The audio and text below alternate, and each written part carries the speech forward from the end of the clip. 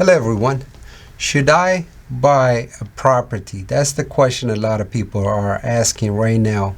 Should they buy a property right now in the middle of the pandemic and also in the crisis?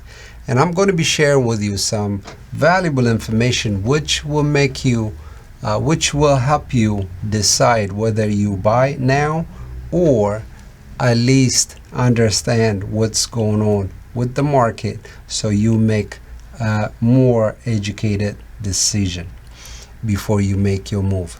All right, my name is Simon. I am an entrepreneur and also an investor in real estate. I usually share content on my channel about entrepreneurship, investment, and also wellness and happiness. If you didn't subscribe yet, please you do so now. And as always, make sure you click the like button and share it, which will help our channel grow. Thank you for coming. Today I'll be covering 5 topics about this situation so you'll understand what's going on in the whole picture, so you will make a decision, calculated decision. And the 5 topics I'm going to be covering with is, number 1 is about the pandemic, what it means, how we're going to deal with it. Number 2 is an inventory of the market, what's available right now on the market. Number 3 is finance and also what the interest rate looks like. Number 4 is about your income and your job security and what the Fed is doing about it. Number 5 is what has been going on with the rental market and how will that affect you if you are buying a rental property or buying your own home. So let's get to it. Number 1 is the pandemic. Right now, as we all know what's been happening, and earlier today I heard the governor Cuomo from New York, he made an announcement. Now he has 16 states on the list that anyone who travels from those 16 states, they will have to quarantine for 14 days before they can do anything. What does that mean? That means a lot of states are going to start shutting down, maybe contract a little bit so they can attack this virus, because some of the states who rush to open without preparing right now getting affected more by it, which means I think it might put us back where we were a couple months ago with the quarantine and how things were very slow, and what might even make some of the businesses completely go out of businesses, and some people will be affected big time. So as you're looking at this pandemic situation, I want you to assess and also evaluate what does that mean personally to you. Yes, the situation is affecting everyone and everyone. There's no one who's been affected by it, but as you're thinking about purchasing your property, I need you to really think about how is it going to affect you directly before you commit on 30-year mortgage. How is that going to affect you? Whether it's going to make your job more valuable and you will have more income generated from it, or is it going to be your company is going to contract or minimize and cut out some of the employees, and will you be one of the ones who's going to be affected? You need to really study it before it gets to you, so you can have few steps forward so you know what might come in your way. So that's something I really want you to think about before you start making your moves on purchasing and committing yourself for a long-term mortgage payment. So that's number 1. Number 2, inventory. What does the inventory have to do with you buying or not? Last year at this time, comparing in 2019 before COVID and now, the amount of different homes right now on the market, it's down by almost 20%. Some cities as much as 30%. So the inventory is lower by 20 to 30% based on where you at, which means for every 100 homes were available last year at this time, now you might see 70 or 80 homes, which means there is less homes for you to choose from, which means there is more buyers than sellers, which makes it a seller market, which means that on negotiation of pricing, or when you try to buy one house, there might be 2, 3, 4, 5, even 10 people who will be looking that house. So the more people are looking to get that house, the chance of you negotiating to get a good deal will be minimum. So when you thinking about owning, buying, purchasing a home, that might not be as bad. But if you're thinking about buying a rental property or investment, that might change the dynamic of you buying the house at the right price.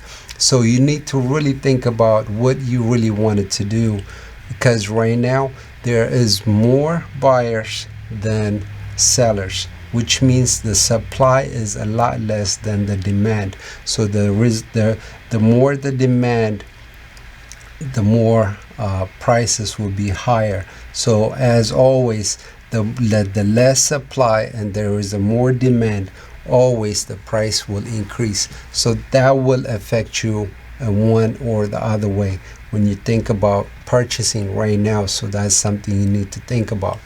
So what's next? Finance. On the finance side, actually, right now is one of the lowest interest rate has the country seen in the past 50 years. Since in the past 50 years, the lowest interest rate has ever been. So money right now from the bank, you can take a loan as low as 3% or maybe even a little less for 30 years mortgage. That's really low, which means you can borrow for a lot more money for the same amount of payments with that 6 or 8% it used to be years ago. Right now, because of that, you can take a lot more higher amount of dollar amount to buy your own home, because the low interest rate will give you flexibility of having a little bit more payments toward your principal versus your interest rate, which makes it very attractive. And because of that, the banks are very strong right now. They've been giving out loans a lot easier than it used to be in the past, because the federal government is helping them to make this deal work. So with that, that's one thing I wanted to point out. And when there is low interest rate, as history shows us, when it's a low interest rate, usually that means the price of the home is higher. When there is a higher interest rate, the price of the home gets lower.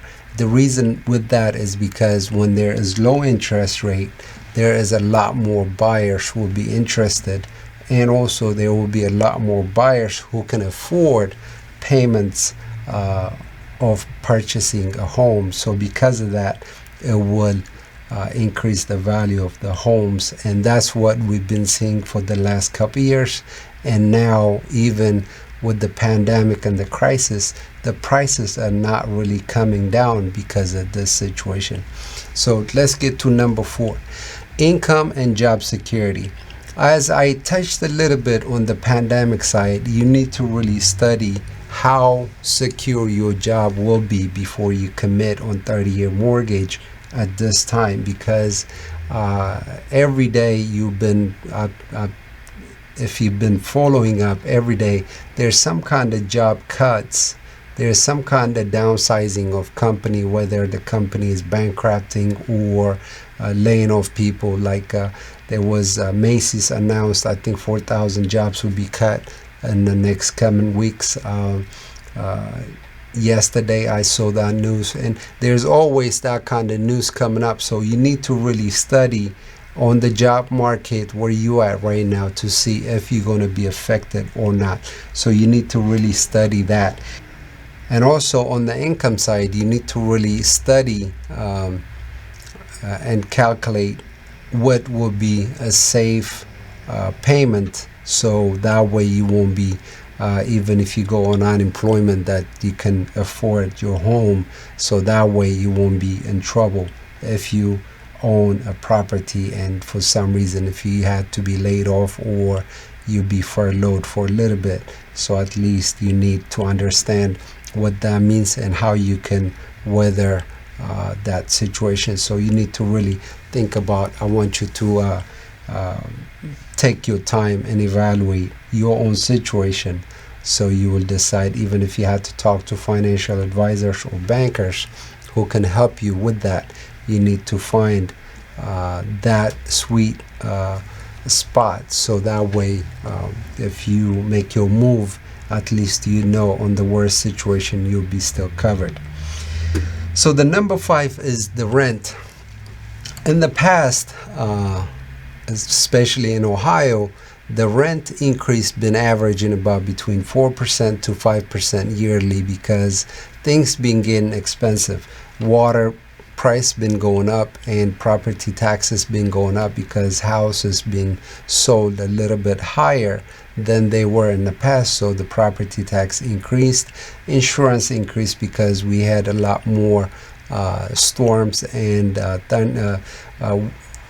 natural disasters. Because of that, it affects the insurance pricing to go a little bit higher. So with that, some of the basic expenses and also construction cost, anything for repair, been costing a lot more. And I think that even is going to get worse before it get better, because a lot of products who comes from different countries, they've been slowing down and they not been coming in as fast as they used to be. Because of that, even the construction cost been increasing a little bit.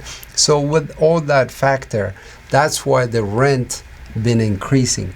So just because the rent been increasing, it doesn't mean that you have to jump to buy a property, because right now, if that's the reason why you wanted to move forward, that expense is going to even increase a lot more when you own the property versus you renting it. So keep that in mind. The rent is increasing. Yes, some of the areas, a lot more moving in your area from a different big cities, people migrating. I'm sure you've been hearing all that, because people working from home or they can work from a remote location. A lot more people been moving to a little bit less costly cities or to a suburb. Because of that, there was a lot more demand on the rental side, and rental property values been going up a little bit, which means for people who's renting, might be something to think about. So that way, if it makes sense for you to own your own home, or just wait for a couple more years and see what this pandemic does before you make your moves. For the investors, it's kind of good news, because the rent is increasing, which means you can afford to own a property a little bit higher value, because your return on that property is increasing, because the rent value, the rental income on that property is increasing. Especially if you've seen a property never been increased price on the rent side, and if the rent is low, there is a value added situation for you right now. If you buy it and increase those rents slowly, then your value of that property will increase too. So that's another way of looking at it. Well, hopefully this information I'm sharing with you is from my experience, and hopefully it will help you a lot more. I'll try to put a lot more information for you under the description on the video if you wanted to review yourself some of the information about the interest rate, and also some of the stuff, how the inventory and stuff, how it's been fluctuating from the past year to now. I'll have some links for you so you can read up more about it and also study the market, what it looks like and what it means, how you can move forward, what will work for you, because everyone's situation is different. So don't worry about what the mass is doing, what everyone is doing, because just make sure laser focused on your own situation, so that way you will make a good decision. And as always, make sure you like. And my name is Simon. If you didn't subscribe yet, make sure you do so. Thank you for watching, and I'll catch you on the next video. Take care.